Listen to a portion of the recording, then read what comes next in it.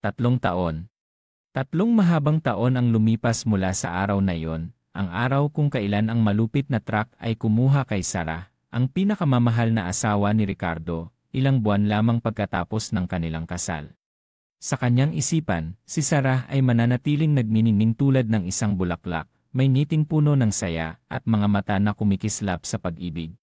Ngunit ngayon, ang lahat ay naging mga alaala ng sakit, mga slow motion na eksena ng isang kaligayahan na naglaho. Si Patricia, ang nagdulot ng aksidente, ay patuloy na malaya mula sa batas. Hindi maunawaan ni Ricardo kung bakit ang katarungan ay napakabulag. Bakit ang taong dapat na nahulog ay hindi siya? Ang sakit ng pagkawala at galit ay nag-aapoy sa kanyang puso, ginawang ibang tao siya, malamig at puno ng plano. At sa muling pagkakataon, ang tadhana ay tila naglaro sa kanya. Si Micaela, ang kapatid na babae ni Patricia, ay nagpakita sa kanyang kumpanya, nag-a-apply para sa isang posisyon bilang empleyado. Tiningnan ni Ricardo ang batang babae, sinubukang hanapin ang pagkakahawig sa kanyang kapatid na nagdulot ng trahedya, ngunit walang silbi. Si Micaela ay may magandang ngiti, puno ng kasiyahan, nakabaligtaran ng Patricia, na kanyang iniisip na isang demonyo na nakasuot ng anyong tao. Sa isang pagkakataon, hindi sinasadyang nabanggit ni Micaela na si Patricia ay nagtatrabaho bilang babysitter. Ang apoy ng galit na matagal nang natutulog ay biglang sumiklab sa puso ni Ricardo. Ito na ang pagkakataon na kanyang hinihintay. Gagawin niyang bayaran ni Patricia ang mga pagkakamali na kanyang ginawa, at mararanasan niya ang sakit ng pagkawala na kanyang dinanas. Sa unang araw ni Micaela sa trabaho, nagkunwari si Ricardo na naghahanap siya ng isang masigasig na babysitter para sa kanyang kapatid na si Nona, na paralitiko dahil sa isang aksidente noong bata. Itinanim niya sa isipan ni Micaela na ito ay isang pagkakataon upang makilala ang kanyang boss at patunayan ang kanyang halaga. Si Micaela, na inosente at puno ng sigla, ay agad na tumawag kay Patricia. Ate Pat, mayroon akong napakagandang pagkakataon para sa iyo. Ang boss ko ay naghahanap ng babysitter para sa kanyang kapatid, mataas ang sahod at maganda ang benepisyo. Ngunit sa kabilang linya, tahasang tumanggi si Patricia.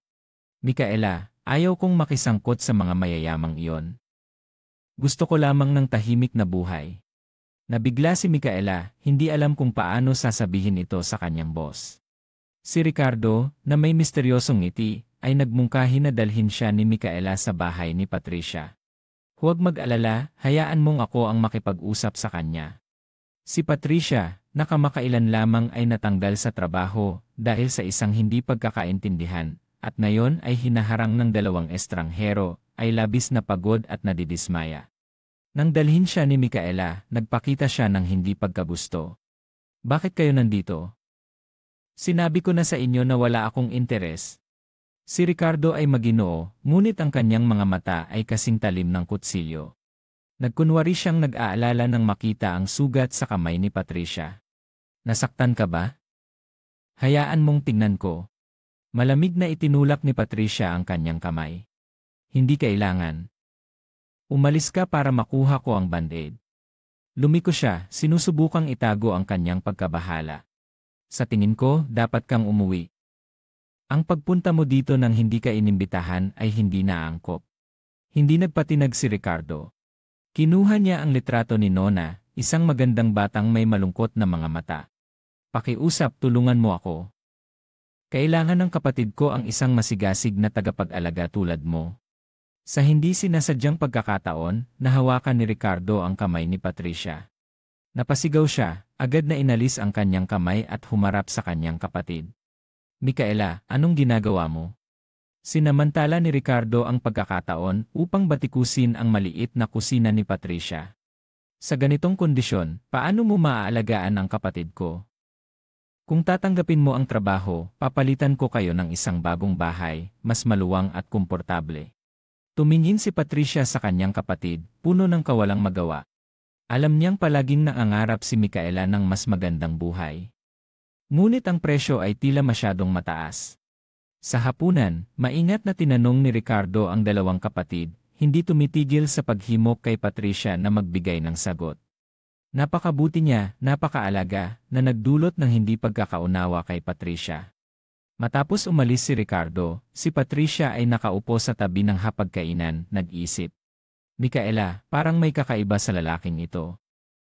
Dapat kang lumayo sa kanya. Kinabukasan, si Micaela ay pinagtangkaan ng isang inditerong katrabaho na nagdulot sa kanya ng pinsala. Si Ricardo ay dumating na parang isang tagapagligtas, nag-alok na ihatid siya pauwi. Si Micaela, nais ipakita ang kanyang lakas sa katrabaho, ay agad na pumayag. Ngunit pagdating nila sa bahay, hinarang sila ng isang grupo ng mga tulisan.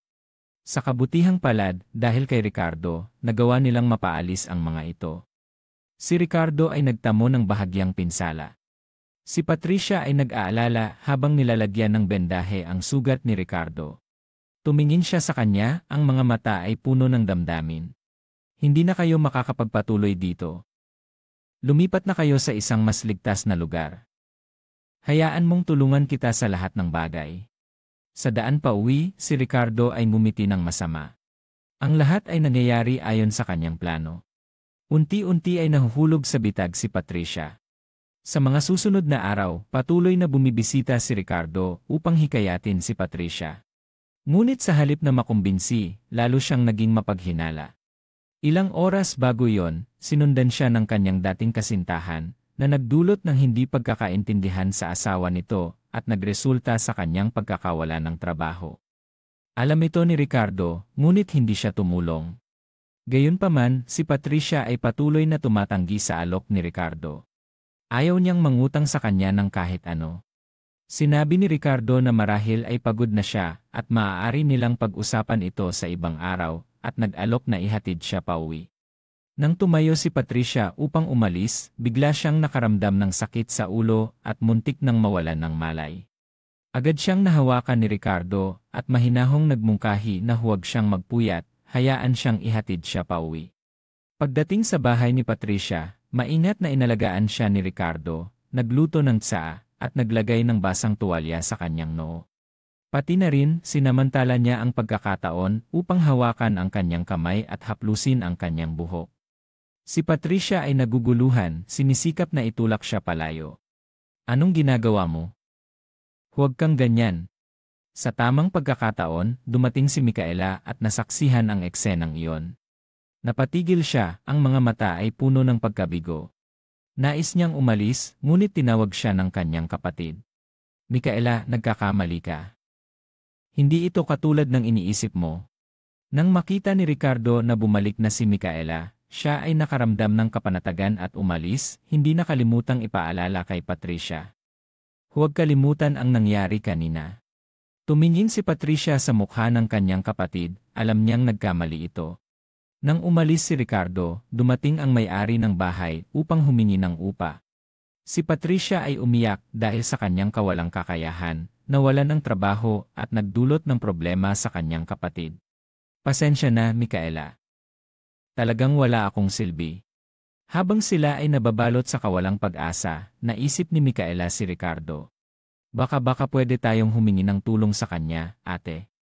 Sa wakas, inayos ni Ricardo ang paglipat ni Patricia at Micaela sa isang apartment sa kanyang mataas na gusali. Si Micaela ay masayang nag-ikot sa paligid, hindi maitatago ang kanyang kasiyahan. Ate Pat, ang ganda dito. Hindi pa ako nakatira sa ganitong marangyang apartment. Nais sanang bayaran ni Patricia ang upa, ngunit sinabi ni Ricardo na ibibigay niya ang apartment na ito sa kanya sa isang kondisyon na nakasaad sa kontrata. Sa kasalukuyan, ang apartment na ito ay nagkakahalaga ng 50 milyong piso. Kung makakatulong ka sa kapatid ko na makalakad, ibibigay ko ang bahay na ito sa iyo. Agad na nagmadali si Micaela na hikayatin ang kanyang kapatid na pumayag. Ate Pat, anong hinihintay mo? Ito na ang magandang pagkakataon para matulungan si Nona. Si Patricia ay nagdududa kay Ricardo. Ano ba talaga ang gusto mo? Nagpakita si Ricardo ng pagdadalamhati. Lahat ito ay para sa kapatid ko.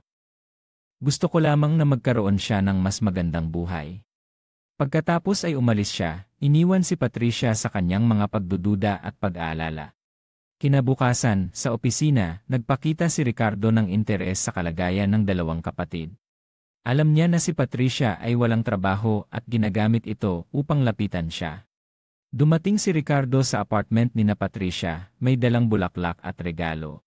Si Patricia ay labis na nagulat at nais sanang paalisin siya dahil sa kanyang itsura. Bakit ka nandito? Ayaw ko nang istorbohin ka. Pumasok si Ricardo at tinanong siya kung ano ang kailangan niya. Siguradong hindi ka lang dito para magbigay ng bulaklak, di ba? Tanong ni Patricia, puno ng pangungutya. Sinabi ni Ricardo na labis siyang nag-aalala dahil sa pagkawala ng trabaho ni Patricia at kahapon ay mukhang hindi siya maayos, kaya't hindi siya mapanatag na nag-isa siya. Naramdaman ni Patricia ang emosyon sa mga salitang ito. Nang siya ay tumayo upang umalis, sinubukan ni Patricia na samahan siya ngunit pinigilan siya ni Ricardo. Tandaan mo, hindi ko papayagan ang sinuman na mang-api sa'yo. Pagkatapos ay umalis siya, iniwan si Patricia na may nag-aalab na puso. Tinawag ni Patricia si Ricardo at sinabi na ayaw niyang istorbohin siya muli at tinanong kung totoo bang kailangan niya ng tulong para sa kanyang kapatid. Ayaw kong samantalahin ka. Kung talagang kailangan mo ng tagapag-alaga para sa iyong kapatid, pupunta ako upang makilala siya. Nang marinig ito ni Ricardo, siya ay labis na natuwa at agad siyang niyakap. Pumayag ka na. Alam ko, mabait kang tao.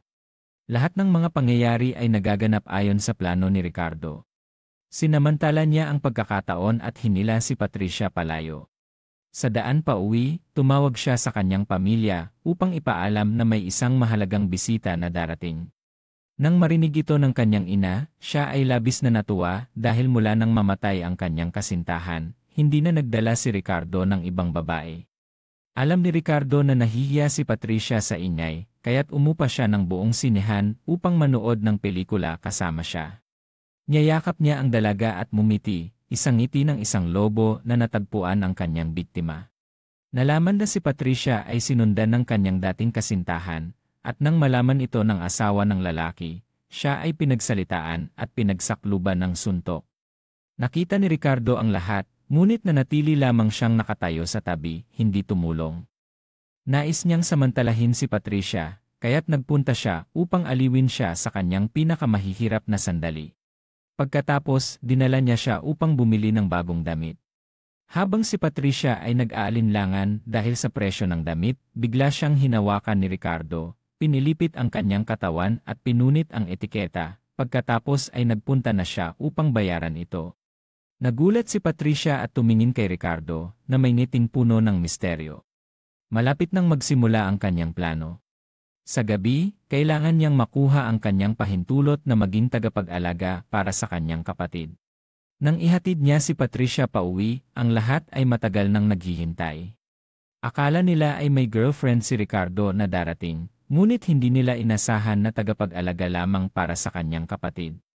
Ang lahat ay labis na nadismaya.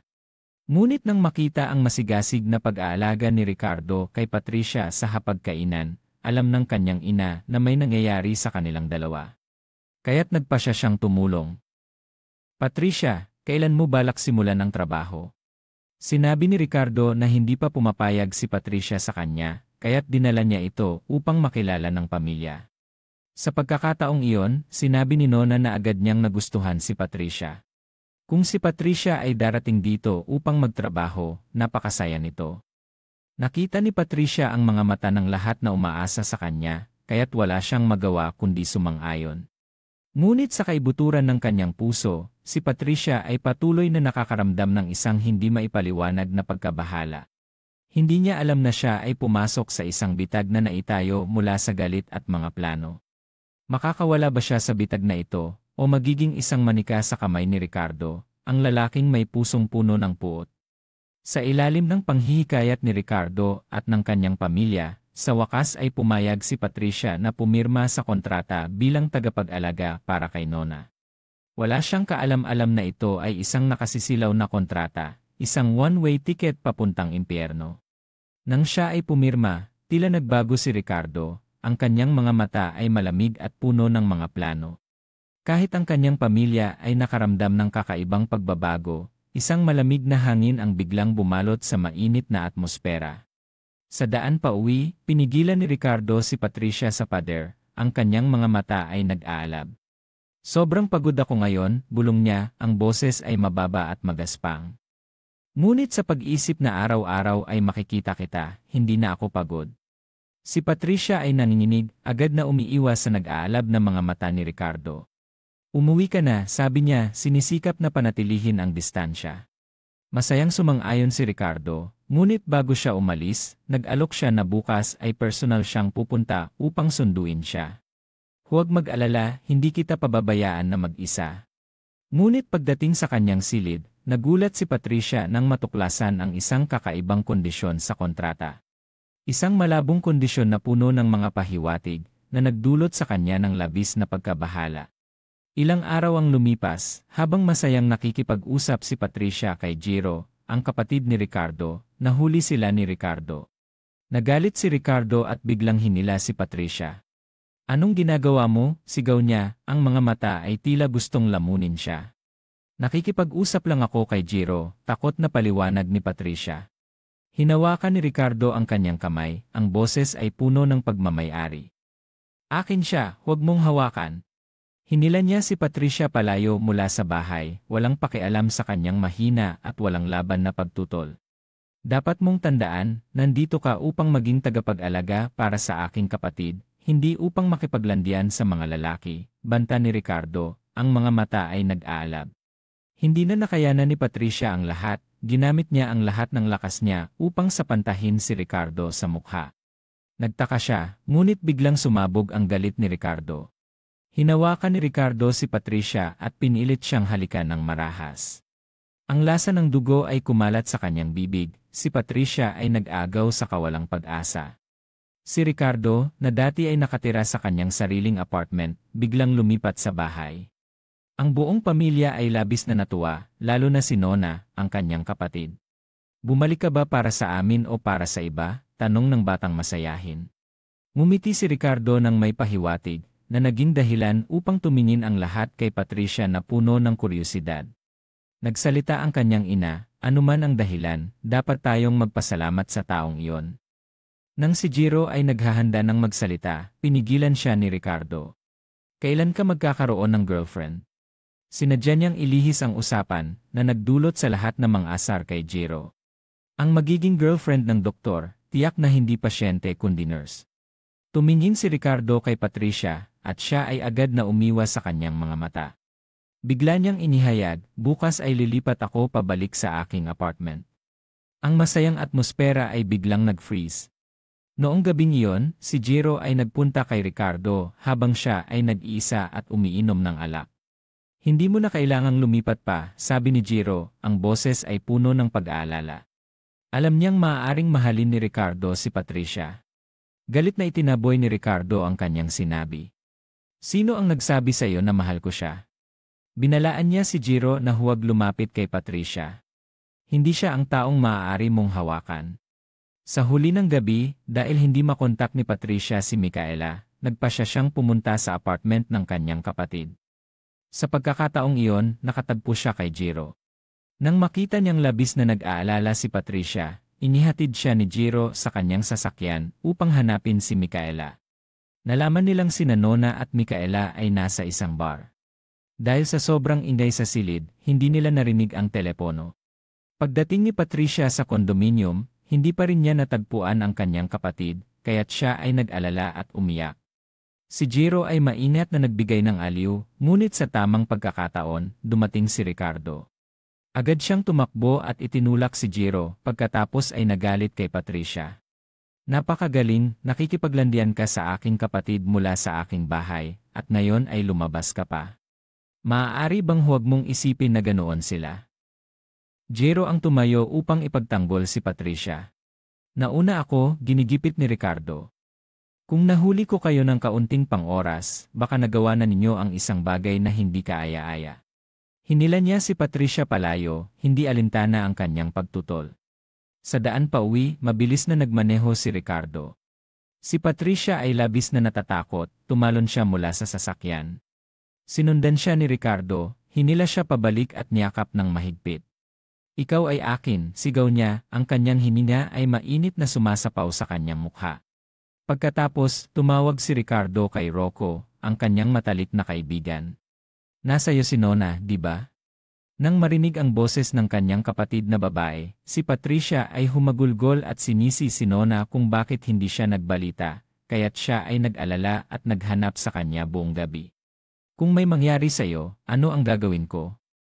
Sa puntong ito, naaalala ni Ricardo ang eksena ng pagkamatay ng kanyang asawa na si Sarah. Ang pakiramdam ng pagkawala ng pinakamamahal na tao ay nagdulot ng pagkasira sa kanyang mundo. Tumingin siya kay Patricia at unti-unting humupa ang kanyang mga mata. Ricardo, tawag ni Patricia sa kanya, hinahatak siya pabalik sa katotohanan. Paano mo nagawang lumabas sa gitna ng gabi kasama ang kapatid ko? Tanong niya. Ipinaliwanag ni Patricia na si Jero ay nais lamang siyang tulungan. Galit na sagot ni Ricardo, huwag mong ulitin iyan sa susunod. Pagkatapos ay hinalikan niya ang kanyang noo, ang boses ay puno ng pagmamayari. Walang sinuman ang dapat humawak sa iyo maliban sa akin. Sinubukan ni Ricardo na makuha ang loob ni Patricia sa lahat ng paraan. Kahit na siya ay maingat sa kanya, sa ilalim ng matinding pag-atake na ito, unti-unti siyang nahulog sa bitag. Simula nang dumating si Patricia sa bahay, nagkaroon ng mga nakakagulat na pagbabago kay Ricardo. Dati siyang nakatira sa isang apartment, ngunit bigla siyang lumipat pabalik sa bahay. Dati siyang abala sa trabaho, ngunit ngayon ay umuwi siya sa tamang oras upang mapasaya si Patricia. Siya rin ay nagluto sa kusina. Alam niyang maingat si Patricia sa kanya, kaya't nagkunwari siyang mahina at binanggit ang kanyang yumaong asawa upang makuha ang simpatsya nito. Nang makita ni Patricia na niyayakap ni Nona ang kanyang kapatid habang nag-aaral maglakad, agad siyang tumakbo upang tumulong. Nang marinig ang pagtanggi ni Patricia, nagbanta siya, gusto mo bang ako ang humawak kay Nona o ikaw? Ngunit sa kaibuturan ng kanyang puso, si Ricardo ay puno pa rin ng galit. Sa gabing iyon, umiinom siya ng alak mag-isa, at hindi tumitigil ang kanyang isipan sa mga masayang alaala kasama si Sarah. Pagkatapos, siya ay umuwi sa silid tulugan at nakita si Patricia na mahimbing na natutulog. Tinanong siya kung umiinom siya ng alak at hinawakan ang kanyang noo, ngunit itinulak siya ni Ricardo. Nahiya si Patricia at nais na umalis, ngunit hinila siya ni Ricardo pabalik at itinulak sa silid tulugan. Ang bango mo, bulong niya at nagsimula siyang halikan. Nang hihinayang si Patricia, ginamit ang lahat ng lakas upang itulak siya palayo at sinampal siya sa mukha. Nagalit si Ricardo, ngunit nang makita ang mga luha ni Patricia, siya ay huminto. Galit na umalis si Ricardo, patuloy na umiinom ng alak upang patahimikin ang kanyang sarili, at sinisisi ang sarili dahil hindi niya kayang magpakatatag. Pagkatapos ng gabing iyon, sinimula ni Patricia na umiwas kay Ricardo na nagpalala ng kanyang galit. Sa puntong ito, bumalik si Jero sa bahay. Nang makita ang magandang tagapag-alaga sa bahay, nagkaroon siya ng masamang intensyon. Nang subukan ni Jero na lumapit kay Patricia, hindi niya sinasadyang madulas. Bigla, nahampas siya ng mainit na tubig na bagong luto ni Patricia sa kanyang mukha. Hindi siya nagalit, kundi naghanap ng kapatid na lalaki, sinisisi siya na hindi sinabi na may magandang tagapag-alaga sa bahay. Ang parehong mga kapatid na lalaki na may simpatya kay Patricia ay labis na nakainis kay Ricardo. Nagpasya siyang hindi na maging maawain sa kanya. Noong araw na yon, sama-samang nagpunta ang pamilya sa pagdiriwang ng sinulog. Napansin ng ina ni Ricardo na hindi maganda ang mukha ni Patricia, kaya't pinakiusapan si Ricardo na dalhin siya upang magpahinga. Tumanggi si Patricia, ngunit sa ilalim ng mga panghihikayat ng lahat, sa wakas ay pumayag din siya. Paglabas ng bahay, nakatagpo sila ng aksidente na nagdulot ng trapiko. Sinamantala ni Patricia ang pagkakataon at sinabi, baka mas mabuting bumalik na lang kayo. Tumingin si Ricardo sa kanya at sinabi, sige, nagbago na ako ng isip. Nagulat si Patricia at nagtanong, hindi mo ba sinabi na ihahatid mo ako pauwi? Ngumiti si Ricardo. Hindi ko naman sinabi na nagbago lang ako ng isip. Hinila ni Ricardo si Patricia papunta sa kanyang pribadong eroplano. Tumanggi siya, ngunit pinilit siyang yakapin at pinagsabihan na umupo ng tahimik. Pagkatapos, dinala niya siya sa isang villa sa Tagaytay, kung saan siya nakatira kasama si Sarah. Pinagmamasdan ni Patricia ang magandang tanawin sa paligid. Lumapit si Ricardo sa kanya at sinabi, itong lugar na ito ay itinayo para sa babaeng mahal ko. Hindi mo alam kung gaano ako kasaya na nadala kita dito. Tumingin si Patricia sa kanya, unti-unting humupa ang kanyang mga mata. Nang halos magdikit ang kanilang mga labi, bigla siyang umiwas. Gutom na ako, sabi niya. Ngumiti si Ricardo. Gagawin kong busog ka. May kaunting pag-aalinlangan si Patricia. Ipinaliwanag ni Ricardo, magluluto ako para sayo. Huminga siya ng maluwag. Nagtulungan silang magluto sa kusina, at sabay silang kumain ng mainit na hapunan. Sa gabi, si Patricia ay nakaupo sa tabi ng swimming pool upang magpahinga. Maingat na dinalhan siya ni Ricardo ng tuwalya. Sinabi ni Patricia, dapat na tayong umuwi. Nang tumayo siya, hinila siya ni Ricardo pabalik. Ayaw ko pang umuwi. Ipinahayag niya, matapos umalis ng mahal ko, ikaw na ang tanging babae na nais kong yakapin.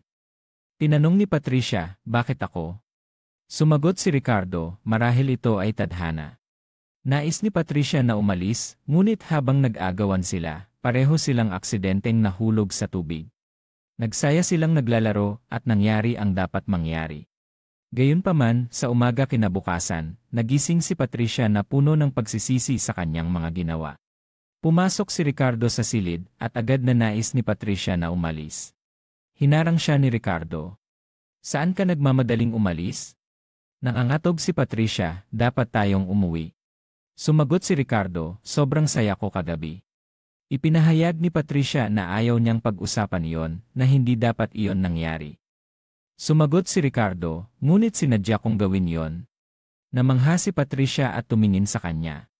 Anong sinasabi mo?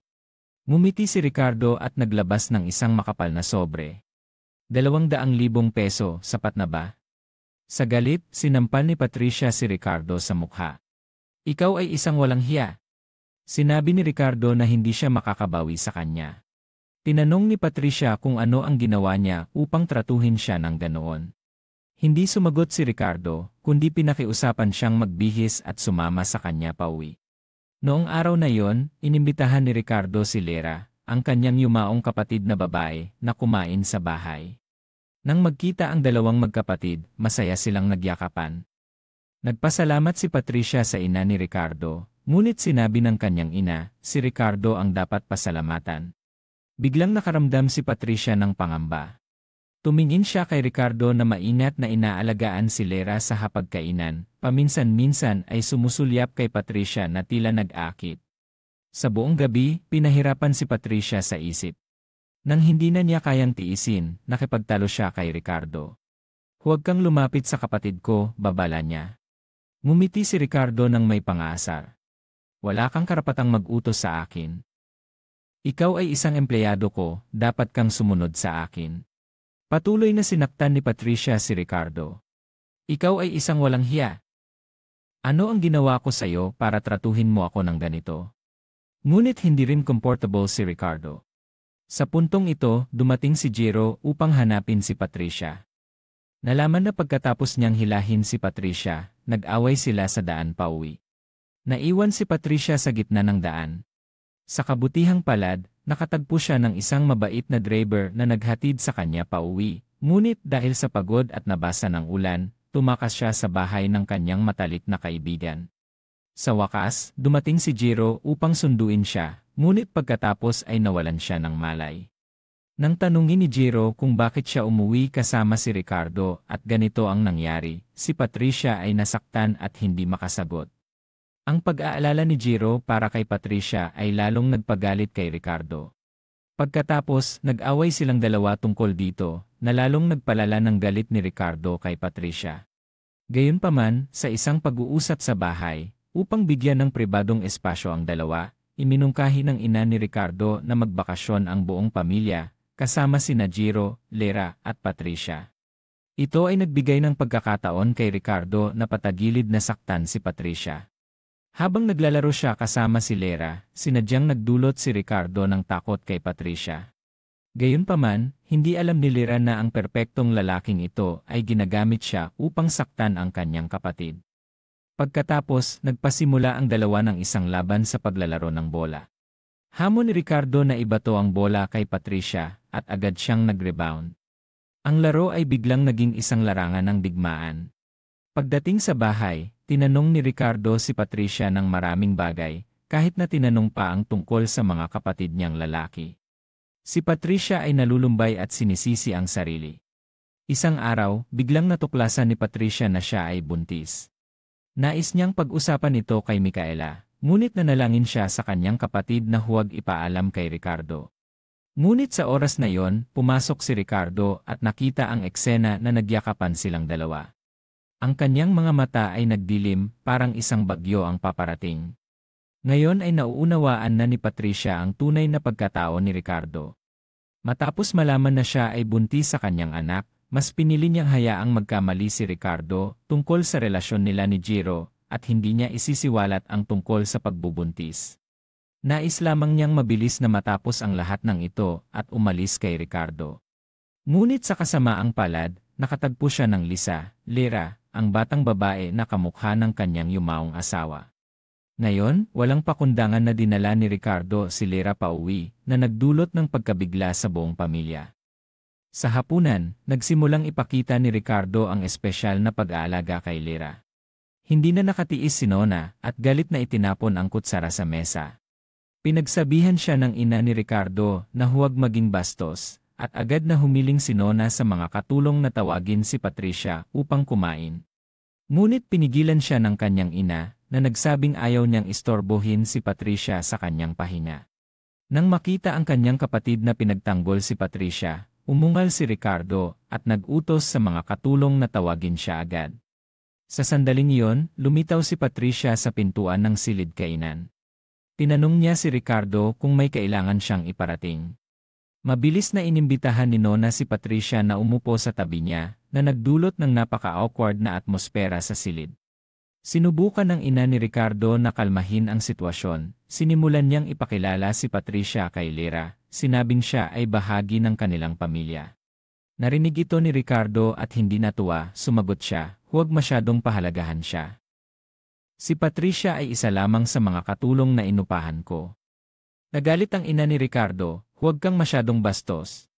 Nang makita ni Ricardo ang tensyon, agad siyang nagsalita upang pigilin ang alitan sa pagitan ng kanyang ina at kapatid. Ang buong hapunan ay naganap sa ilalim ng hindi komportableng at awkward na sitwasyon. Si Lira, na may mabait na anyo, ay nakapansin din ng kakaibang sitwasyon sa pagitan ni Ricardo at Patricia. Nang umuwi na sila, sinadyang nagdagdag si Lira ng langis sa apoy na nagsabing, mukhang gusto ng kapatid mo si Patricia. Dapat mong bantayan ang iyong asal sa kanya.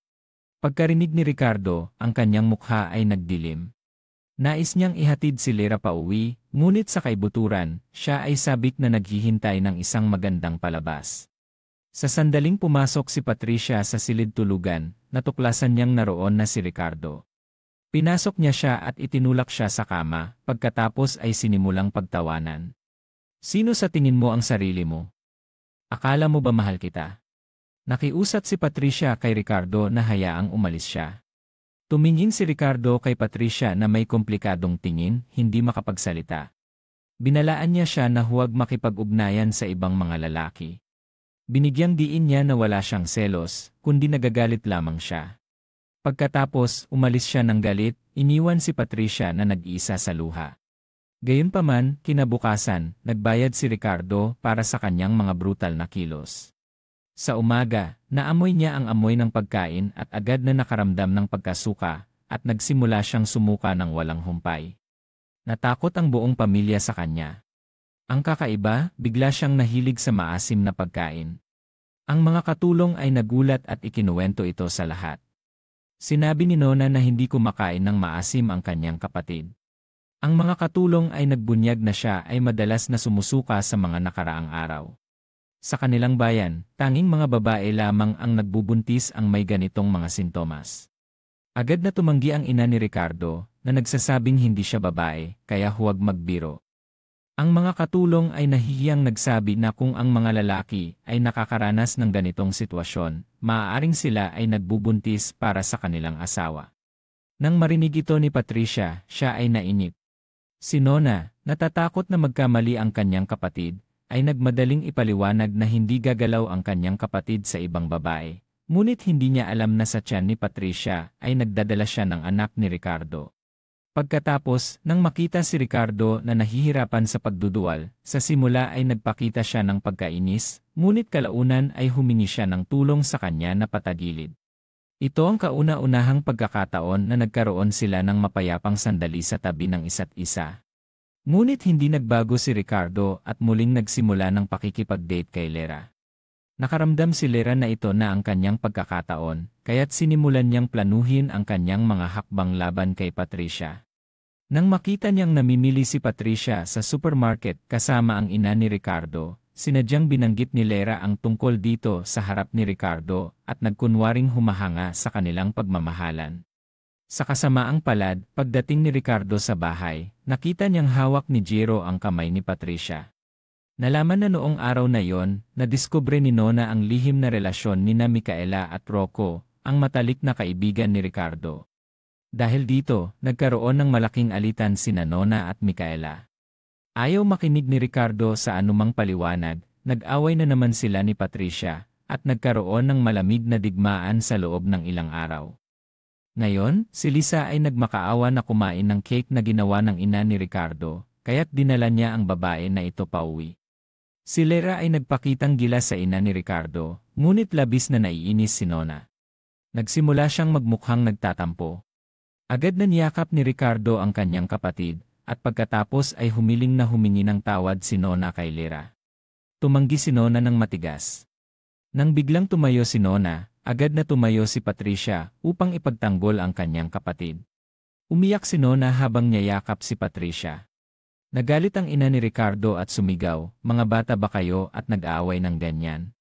Ang pagdating ni Lera ay nagdulot ng malalim na hidwaan sa pamilya ni Ricardo. Pagkatapos, agad niyang dinala si Lera pauwi. Nais ni Lera na samantalahin ang pagkakataong ito upang manipulahin si Ricardo, ngunit tumanggap siya ng tawag mula sa kanyang kapatid. Ang kasintahan ni Nona na nasa ibang bansa ay malapit nang umuwi, at nais nilang magbigay ng sorpresa sa pamilya sa araw ng kanilang kasal. Ngayon, oras na para kay Patricia na umalis sa pamilya ni Ricardo. Noong araw na yon, namili si Patricia kasama ang kanyang magiging biyenan at ang mag-asawa ni Nona para sa mga singsing na pangkasal. Nang makita ang kanilang saya, labis na naantig si Patricia. Hinabol siya ni Ricardo at iminungkahi na magpakasal sila sa isang pekeng kasal upang pilitin si Ricardo na magsisi, ngunit tumanggi si Patricia. Sabi niya na hindi siya mahal ni Ricardo. Maingat na pinunasan ni Ricardo ang mga luha ni Patricia, inaliw siya, at niyakap siya. Ngunit nahuli ito ni Lera sa kanyang kamera. Ipinadala niya ang video kay Ricardo na nagpalala sa hidwaan sa pagitan nilang dalawa. Nang umuwi si Patricia, biglang lumapit si Ricardo at hinila siya. Sinubukan niyang kumawala, ngunit mahigpit siyang niyakap ni Ricardo mula sa likuran. Sa tabi niya, "Napakamahinhin mo, pero sa tabi ko, napakahirap mo namang makisama," bulong niya, puno ng hinanakit. Pagkatapos, pinilit niyang halikan si Patricia. Gumamit siya ng lahat ng lakas upang itulak siya palayo at tumakbo. Pareho silang nalulumbay sa labis na sakit. Ngayon, dinala ni Ricardo si Lera sa labas para kumain, ngunit nakita niya ang isang pamilyar na mukha, ang kanyang surgeon sa plastic surgery. Natakot siya at naghanap ng dahilan upang pumasok sa banyo. Gayunpaman, ang taong nakipagtagpo sa kanya ay kaibigan ni Patricia. Lumapit siya upang bumati. Akala ni Ricardo ay kasama niya si Patricia, ngunit nang malaman niyang kasama niya si Lera, lumabas ang pagkadismaya sa kanyang mukha. Pagkatapos, ipinakilala niya ang kanyang kaibigan bilang sikat na surgeon sa plastic surgery.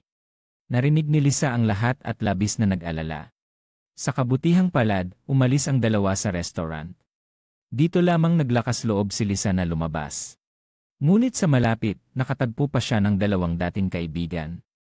Nagtago siya sa sulok at hindi makalabas. Narinig niya ang mga ito na nag-uusap tungkol sa kanyang nakaraang tagumpay. Upang hindi mabunyag ang kanyang lihim, lumapit siya upang takutin ang kanyang kaibigan. Nagkaroon ng alitan at habang tumatakbo ang kanyang kaibigan, nagkaroon ito ng aksidente at namatay. Sa pagkakataong ito, nagpakita siya ng ngiti ng tagumpay na parang naalis ang isang tinik sa kanyang mata. Nagtungo si Patricia kasama si Kim at ang kanyang kapatid na babae upang pumili ng wedding dress. Nang subukan ng kanyang kapatid, biglang lumitaw ang dating kasintahan ni Patricia. Agad siyang niyakap ni Ricardo at sinabihan ang lalaki na huwag nang sumunod kay Patricia. Ngunit hindi ito nagpakita ng interes at sinimulang sisihin si Patricia kung bakit hindi siya sumasagot sa kanyang mga tawag at mensahe. Sinabi ng dating kasintahan ni Patricia na umaasa siyang maibalik ang kanilang relasyon. Tumugon si Ricardo na dahil siya ang kasintahan ni Patricia ngayon, niyakap niya siya ng mahigpit at sinabi na malapit na silang magpakasal. Pagdating sa bahay, pumasok si Ricardo sa silid ni Patricia at hinila siya. Sinabi niyang hindi pa siya nagpapasalamat sa kanya. Upang saktan siya, sinabi ni Patricia na siya ang dapat humingi ng tawad. Dumating ang kanyang dating kasintahan upang makipag-ayos, ngunit itinaboy siya ni Ricardo. Pagkatapos, itinutulak siya ni Patricia palayo. Sa galit, ginamit ni Ricardo ang kanyang mga labi kay Patricia. Ang halik na ito ay tila hindi katulad ng dati, nagbago ang tingin ni Ricardo sa kanya. Pagkatapos, sinabi niya na handa siyang tanggapin ang anumang paghingi ng tawad mula sa kanya at nag-atubiling umalis. Sa puntong ito, biglang nagising si Patricia.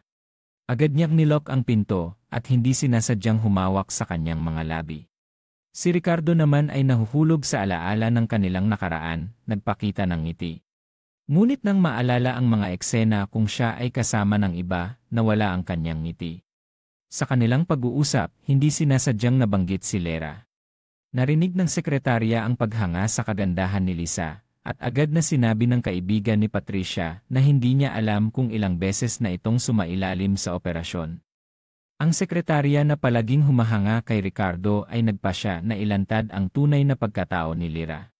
Pumunta siya sa klinik ng plastic surgery at lihim na kinuha ang medical record ni Lera.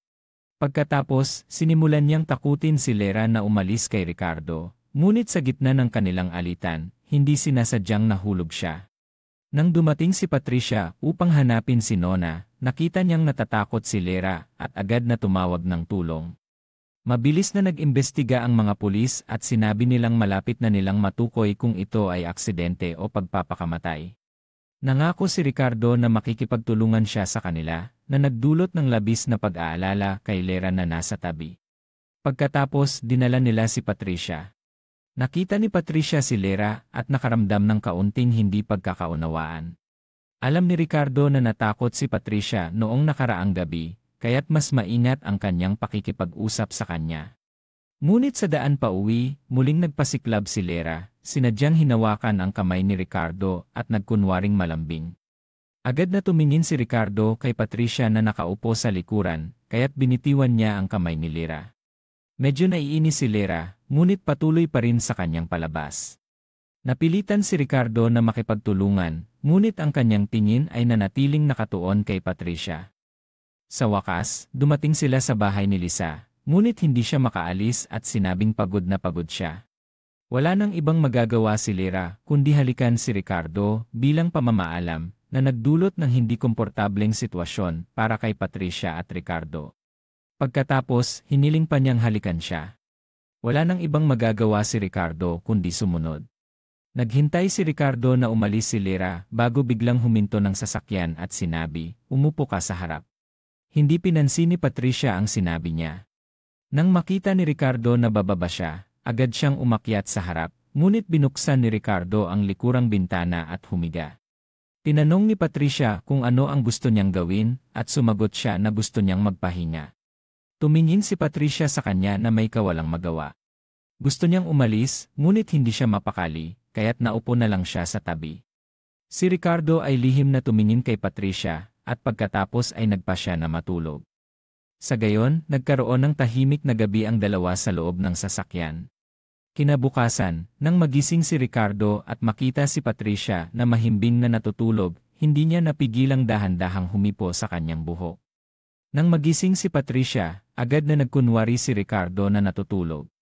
Tinawag siya ni Patricia na bumangon at sinabi niyang dapat na silang umuwi. Ngunit sa pagkakataong ito, nakita ni Ricardo na may mga tao na nananalangin, kaya't hinila niya si Patricia papunta roon. Sa hindi inaasahan, siya ay nananalangin para sa kanyang sekretarya. Nagulat si Patricia kay Ricardo, hindi niya akalain na mayroon siyang ganitong panig. Ngunit sinabi ni Ricardo na ang mga mabubuting tao ay kanyang tutulungan, ngunit ang mga hindi mabuti ay hindi niya patatawarin. Tumawag ang kapatid na babae ni Ricardo, at nang marinig niyang may nangyaring masama kay Patricia, agad siyang nagpanik at umuwi. Sinimulan niyang hanapin si Patricia sa lahat ng dako, at nang makita siya, agad siyang dinala sa ospital. Medyo nag-aalala si Patricia, iniisip na baka alam na ni Ricardo ang tungkol sa kanyang pagbubuntis, kaya tinanong niya ito kung bakit siya dinala sa ospital. Sa puntong iyon, dumating ang kanyang kapatid na babae, at nagtataka si Patricia kung ano ang nangyayari. Nang makita ni Ricardo ang ekspresyon ni Patricia, nalaman niyang naloko siya ng kanyang kapatid, kaya't medyo nahiya siyang tumingin kay Patricia at sinabi, "Huwag nang ulitin yan, hindi ito nakakatuwa." Naupo si Ricardo mag-isa sa malaking sala. Ang malambot na dilaw na ilaw ay hindi sapat upang mawala ang dilim na bumabalot sa kanyang kaluluwa. Ang mga alaala ng pag-aalala at pag-aalaga na ibinigay niya kay Patricia sa mga nakaraang araw ay patuloy na umiikot sa kanyang isipan, na nagdudulot sa kanya ng labis na sakit na tanggapin ang katotohanan na siya ay umiibig sa kanya. Sinubukan niyang itanggi ang damdaming ito, sinasabi sa sarili na lahat ay dahil lamang sa awa, pagkabahala, o simpleng kalungkutan matapos ang mga nawalang pagkakataon.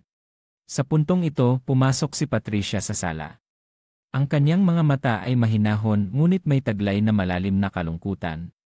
Agad na nagpakita si Ricardo ng pagkainis, sinusubukang itago ang kanyang pagkalito at pagkabahala. "Bakit ka nandito?" tanong niya na may galit. "Gusto ko lang na huwag kang magalit kay Nona," mahinahon na sagot ni Patricia. "Alam kong nais lamang niyang subukin ang iyong puso, gusto niyang makita kung talagang nagmamalasakit ka sa kanya." Ngumiti si Ricardo na may pang-aasar. "Ibig bang sabihin, ang panlilinlang ng kapatid ko sa akin ay dahil sa'yo?" Agad na umiling si Patricia, ang kanyang boses ay puno ng sinseridad. "Wala akong kaalaman tungkol dito. Nandito ako para sana ay hindi ka na magalit sa kanya. Nag-aalala lamang siya para sa'yo."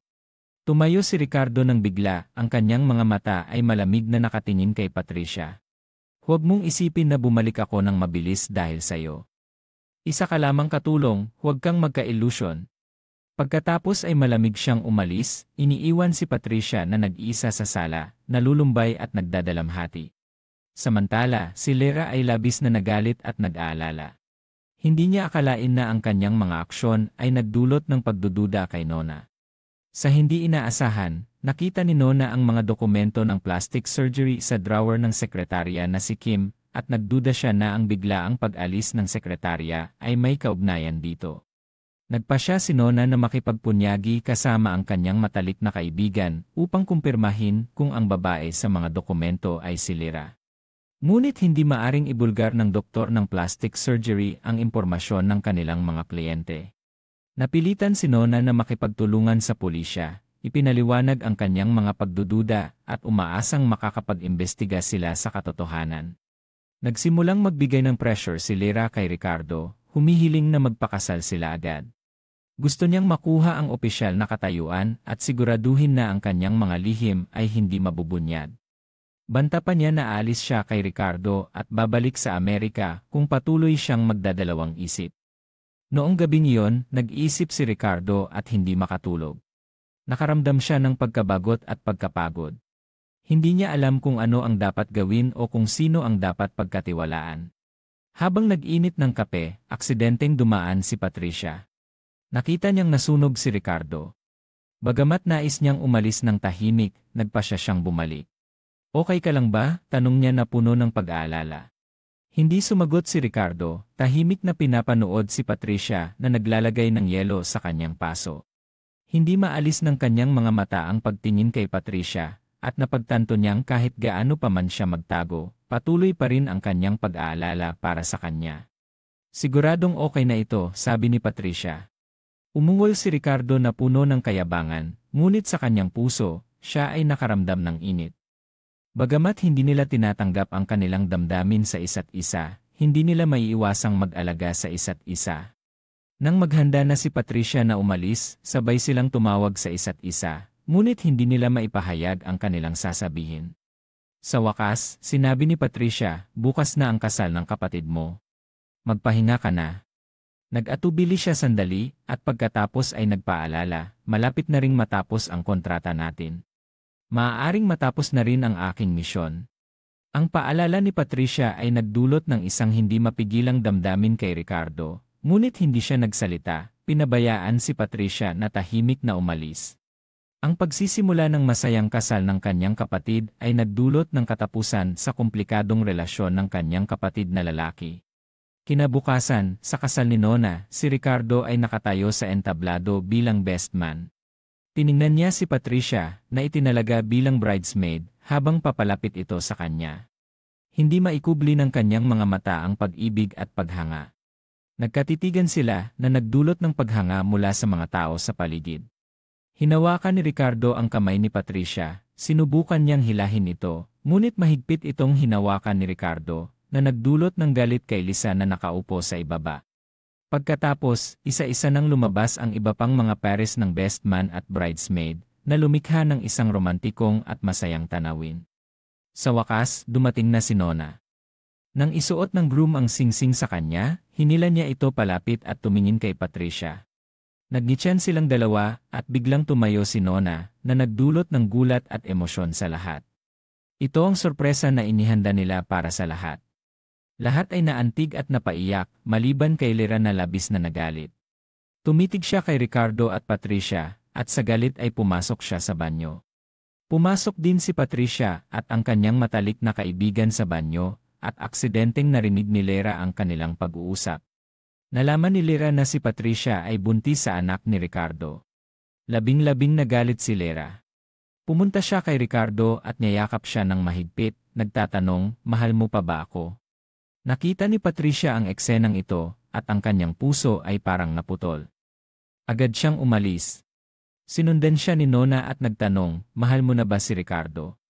Nanatiling matatag si Patricia sa kanyang pagtanggi, ngunit nakita ni Nona ang tunay na nararamdaman ng kanyang kapatid. Pinaalalahanan niya si Patricia na dapat niyang ipaglaban si Ricardo at ibunyag na siya ay buntis sa kanyang anak. Labing-labing nagulat si Patricia. Tumingin siya kay Nona at alam niyang hindi na niya maitatago ang katotohanan. Kinailangan niyang aminin ang lahat kay Nona. Nais ni Nona na pag-usapan ito kay Ricardo, ngunit sinubukan ni Patricia na pigilan siya. Sa pagkakataong iyon, may tumawag sa kanila upang kumuha ng mga larawan. Mischievously, hinila ni Nona si Patricia upang tumayo sa tabi ni Ricardo, na nagdulot ng galit kay Lisa. Napatawa rin ang dalawang kapatid na lalaki sa matapang na kilos ng kanilang kapatid na babae. Sa wakas, natapos ang kasal ng masaya. Ngunit sa gabing iyon, pumunta si Patricia kay Ricardo at sinabi na alis siya pagkatapos ng 7 araw. Hindi na niya kailangan ang pera o bahay mula sa kontrata. Tinanong ni Ricardo, sigurado ka bang wala kang kailangan? Sumagot si Patricia, nasabi ko na ang lahat ng nais kong sabihin. Umikot si Ricardo, sinusubukang itago ang mga luha na handang pumatak. Nang humarap si Patricia upang umalis, tinawag siya ni Ricardo. Nagkatitigan silang dalawa, ngunit sa huli, walang isa sa kanila ang nakapagsalita. Naghintay hanggang kinabukasan, nang magplano si Nona para sa buong pamilya na mag-honeymoon, tumanggi si Patricia at sinabi na alis na siya. Lahat ay labis na nagulat. Tumingin si Ricardo at nagtanong, may nais ka bang sabihin? Malupit na sumagot si Ricardo, wala akong sasabihin. Ngunit si Jiro ay umusad at nagsalita. Sinabi niyang may mahalagang balita siyang nais ipahayag. Lahat ay nag-alala at tumingin kay Jiro, hindi alam kung ano ang kanyang sasabihin. Kasal na ako, sabi ni Jiro, ang kanyang mga mata ay puno ng kaligayahan. Sa hindi inaasahan, si Jiro at Micaela ay lihim na nagparehistro ng kasal. Hinawakan ni Jiro ang kamay ni Micaela at ipinakilala siya sa lahat. Ang buong pamilya ay nagulat, lalo na ang ina ni Ricardo. Nagalit siya at sinabi, nauna na kitang pinagsabihan. Sumagot si Jiro, may sarili akong isip. Sana huwag kayong magalit. Tumingin si Ricardo at Patricia sa isa't isa, puno ng magkahalong damdamin. Ngunit hindi matanggap ni Patricia ang pangyayaring ito. Nagalit siya at tumakbo palabas. Sa tulong ng kanyang matalik na kaibigan, sa wakas ay tinanggap niya ang katotohanan. Pagkatapos, habang wala si Ricardo sa bahay, nagpaalam siya sa lahat at nagpasya ng umalis. Hindi matanggap ni Ricardo ang pag-alis ni Patricia. Alam niyang mahal na niya ito, ngunit huli na para siya ay pigilin. Noong araw na yon, dinala ni Ricardo si Patricia sa paliparan. Ngunit habang nasa banyo si Patricia, biglang lumitaw si Lera at kinidnap siya. Nang umalis sila sa paliparan, aksidenteng nakita ni Jiro at agad na humabol. Si Ricardo naman ay nasa daan papuntang paliparan dahil natanggap niya ang tawag mula kay Nona na nagsabing nakumpirma ng pulisya na si Lera ang pumatay sa sekretarya na si Kim. Sinubukan ni Patricia na makatakas mula kay Lera. Siya ay nagwawala at sumisigaw, umaasang may makakarinig at tutulong sa kanya.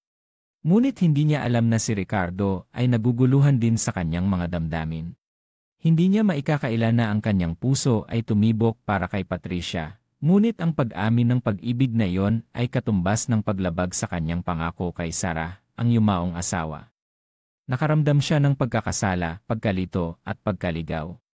Ang pag-ibig at puot, ang nakaraan at kasalukuyan, lahat ay naguguluhan sa kanya na nagdudulot sa kanya ng pagdududa kung ano ang dapat gawin.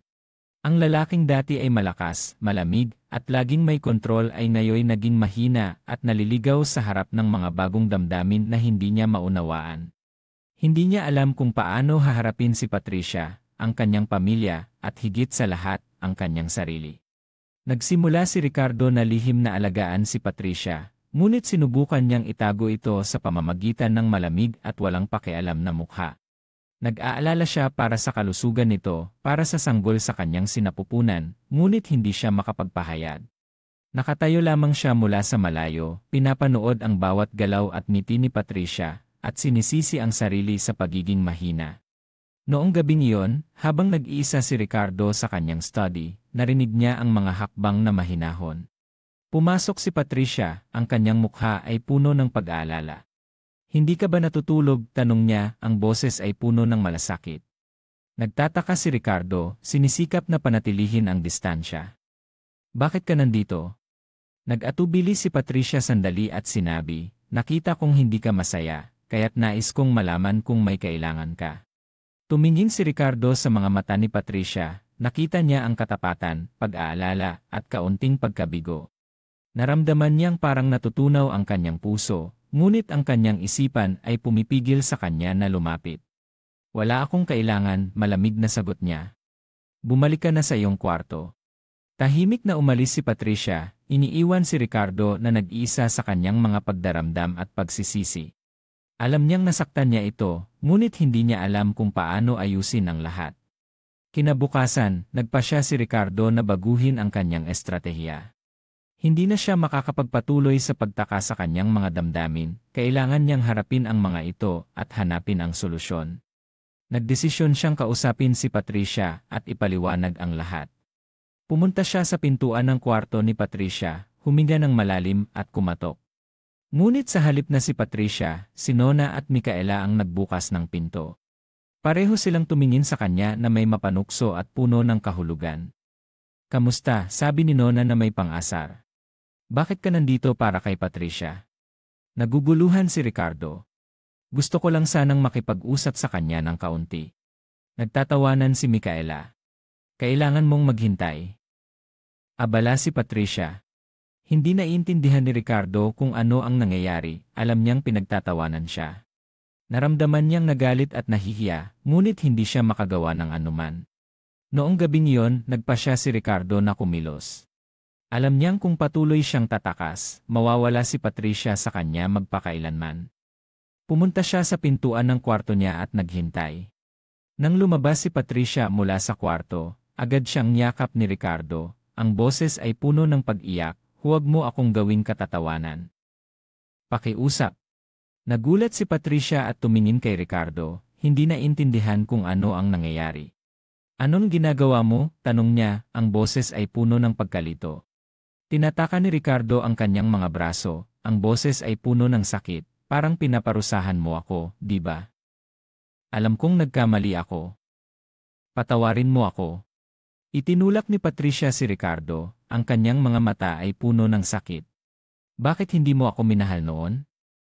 Bakit mo ako ginamot ng ganito? Pagkatapos ay umiyak si Patricia ng malakas. Nais ni Ricardo na punasan ang kanyang mga luha, ngunit itinulak siya ni Patricia. Nilingon ni Patricia ang kanyang likuran upang umalis, ngunit muling yakap siya ni Ricardo mula sa likuran. Hindi kita iiwan at ang anak mo, bulong niya, ang boses ay puno ng pagsisisi. Galit na tiningnan ni Patricia si Ricardo. Mahirap bang magsabi ng mahal kita? Tahimik si Ricardo, hindi makasagot. Itinulak siya ni Patricia at pumasok sa kwarto, sinara ang pinto. Hindi nagbigay si Ricardo, umakyat siya sa kama at sinabi, nandito ako sa kwarto mo. Nawalan ng salita si Patricia. Lumabas ka ngayon din. Pinaikot ni Ricardo ang kanyang kamay sa kama at sinabi, halika na, humiga ka sa tabi ko. Galit na sumagot si Patricia, lilipat ako sa ibang kwarto. Agad na tumakbo si Ricardo upang pigilan si Patricia. Huwag kang umalis. Pakiusap. Itinulak siya ni Patricia, kaya't itinaas ni Ricardo ang kanyang mga kamay bilang tanda ng pagsuko. Sige, ano man ang gusto mo, gagawin ko. Basta't patawarin mo ako. Malupit na sumagot si Patricia, kaya't lumabas ka na. Malungkot na umalis si Ricardo mula sa kwarto. Hindi niya akalain na ang paghingi ng tawad at pag-amin ng pag-ibig ay magiging ganito kahirap. Ngunit tila ang kapalaran ay nais pa ring magpatawa kay Ricardo. Paglabas niya mula sa kwarto ni Patricia, biglang umulan ng malakas. Walang dala si Ricardo na jacket, kaya't siya ay nanginginig sa harap ng pintuan ni Patricia, basang-basa mula ulo hanggang paa. Ayaw niyang guluhin si Patricia, ngunit ayaw din niyang umalis. Nais niyang maging malapit sa kanya, protektahan siya, at ipakita sa kanya na talagang mahal siya. Kinabukasan, nagising si Ricardo na may mataas na lagnat. Nakatihaya siya sa kama, hindi makagalaw o makagawa ng kahit ano. Ngunit hindi nagpatinag sina Nona at Micaela. Determinado silang parusahan si Ricardo at pilitin siyang aminin ang kanyang nararamdaman para kay Patricia. Pati ang ina ni Ricardo ay nakisali sa plano. Pumunta siya sa tabi ng kama ng kanyang anak, mahinahong inaalagaan siya, ngunit hindi niya nakalimutan ang mga pagkakamali ng nakaraan. Noong hapon na yon, bumisita si Patricia kay Ricardo. Akala niya ay nag-aalala siya para sa kanya, ngunit hindi niya alam na nagpunta si Patricia upang ipahayag ang isang nakakagulat na balita. Gusto ni Ginoong Ricardo na ipahayag ang magandang balita sa lahat ngayong gabi. Sabi niya, ang boses ay puno ng kawalang emosyon. Sa tingin ko, dapat mong malaman. Nang marinig ito, parang bumagsak ang puso ni Ricardo. Naramdaman niyang nawawalan siya ng pag-asa at kapangyarihan. Alam niyang nawala na si Patricia sa kanya magpakailanman.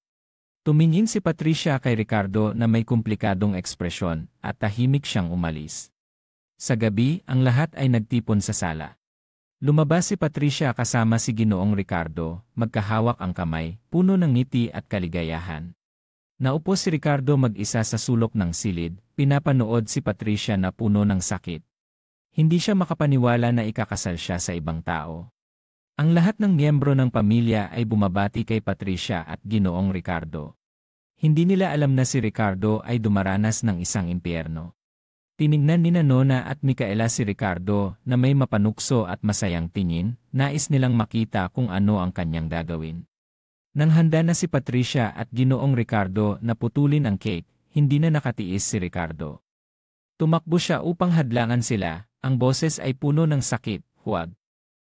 Pakiusap, huwag gawin yan. Tahimik na tumingin ang lahat sa silid kay Ricardo. Alam nilang dumating na ang mahalagang sandali. Tumingin si Ricardo kay Patricia, ang mga mata ay puno ng pagsisisi at pag-ibig.